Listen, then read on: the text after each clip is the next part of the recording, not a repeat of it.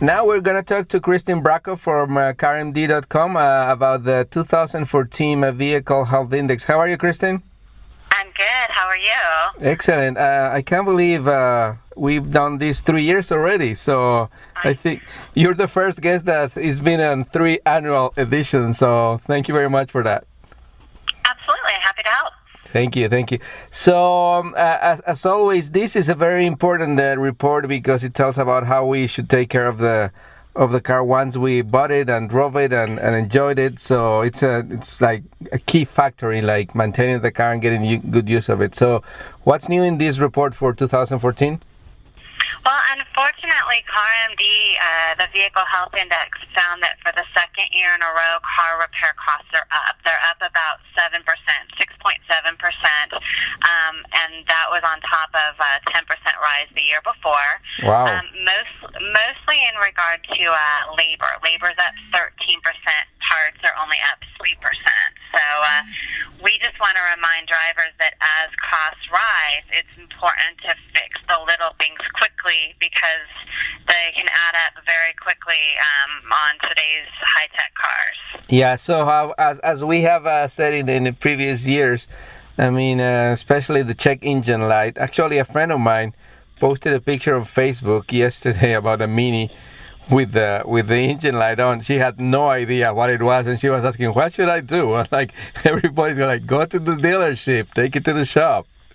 Well, get CarMD first. We have that product. It's a handheld device for consumers where you can actually plug it in and tell in a matter of minutes what's wrong with the car. And as we've talked about before, sometimes it's just a loose gas cap, and people are so afraid that it's going to be something really expensive. And sometimes the fix is just fill up the tank and clip the cap. So, it's important not to be afraid of that light. Yeah, so tell me a little bit more about the device or the service that CarMD provides about telling you exactly that diagnostic of the car. What is that again, please? Yeah, so CarMD offers a handheld device.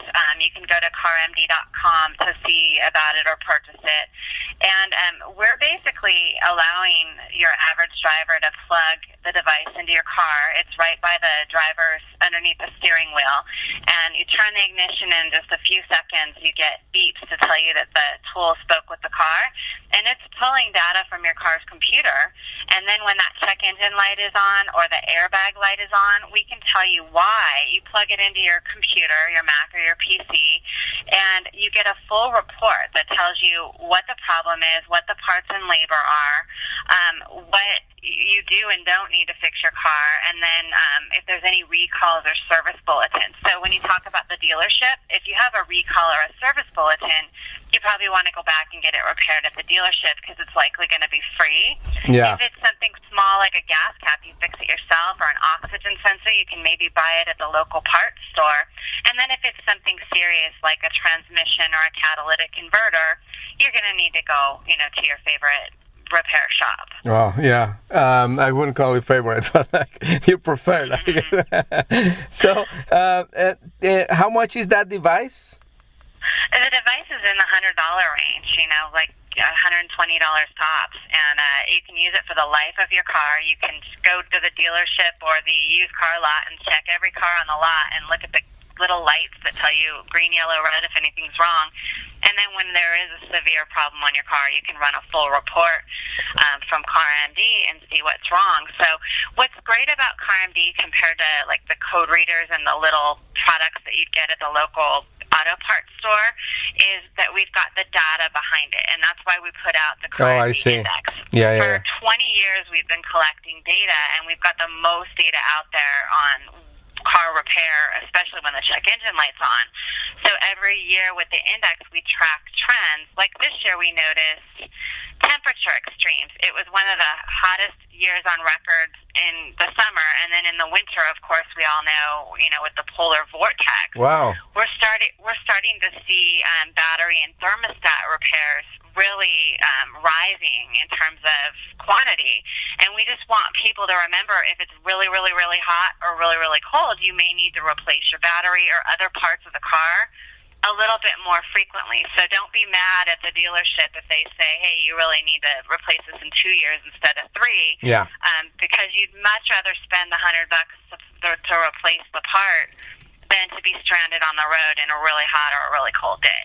And are you seeing an effect of on batteries for hybrid on electric cars because of this, or is maybe too early to know about that, or just the I mean, normally it's the hybrid battery is going to fail due to age, but it's important for people who are thinking about buying a hybrid to remember those batteries are fairly costly. Now, the good news is in the last 4 years, those prices have come down by over 50%.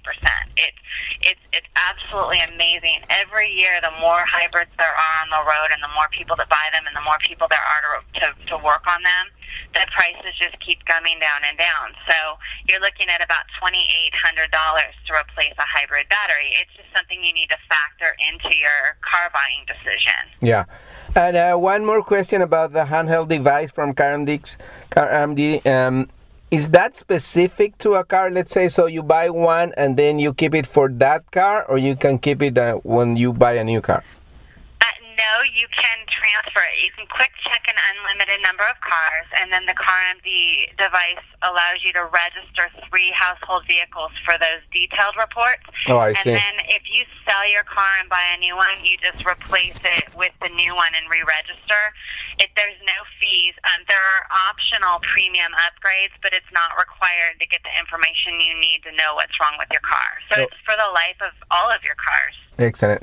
And another thing about the weather, are you seeing the prices in these areas where it's more extreme, the hot weather and the cold weather, the prices going up there at the same rate, I guess? I mean, do you see the most increase of the prices in those areas?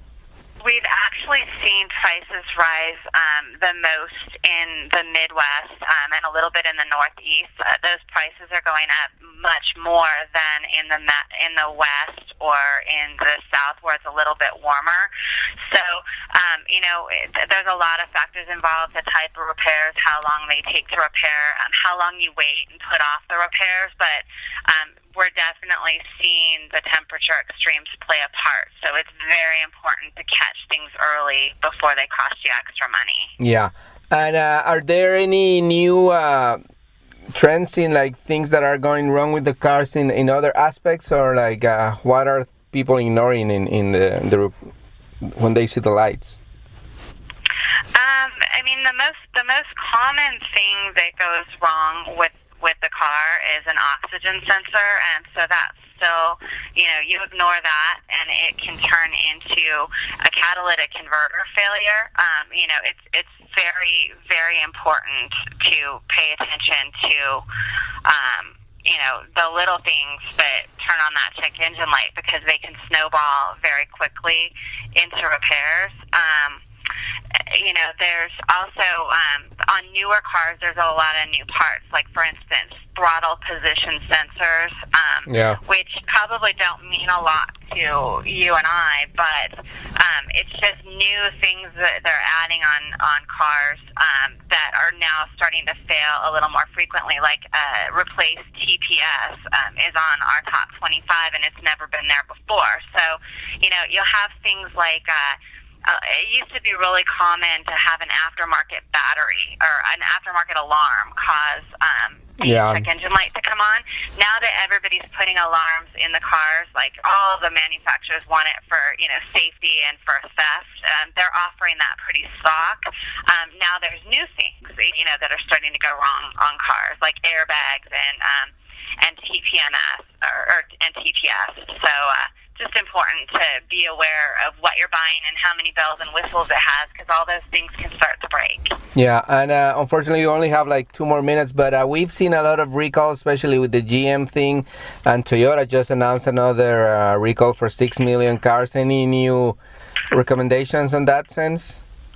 Well, CarMD is able to track recalls, and we definitely see trends related to recalls, because when that recall announcement comes out, people immediately go and have their cars replaced, at least, or those parts replaced for safety. At least we hope that's the case. But for instance, GM was in the news with the replace ignition switch, and we noticed that last year 61.5% replace ignition switch repairs were on GM vehicles. Now, that's not a high quantity still, but it's just important to know that that's a trend that we're able to track. And there were recalls in the news just this week, and we'll start to monitor that next year because you'll start to see all those cars get brought in. And we just encourage people. Recalls are not a bad thing. You need to just be sure to follow up to get it handled. Exactly.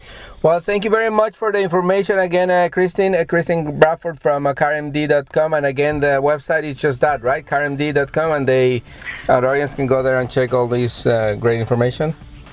Absolutely. CARM as in Mary, D as in doctor. And, just we encourage people to pay attention to those little things, especially with all the spring and summer road trips you're going to be taking. Excellent. Thank you very much for your time again, Christine, and talk to you soon. Thank you. Thank you. Bye.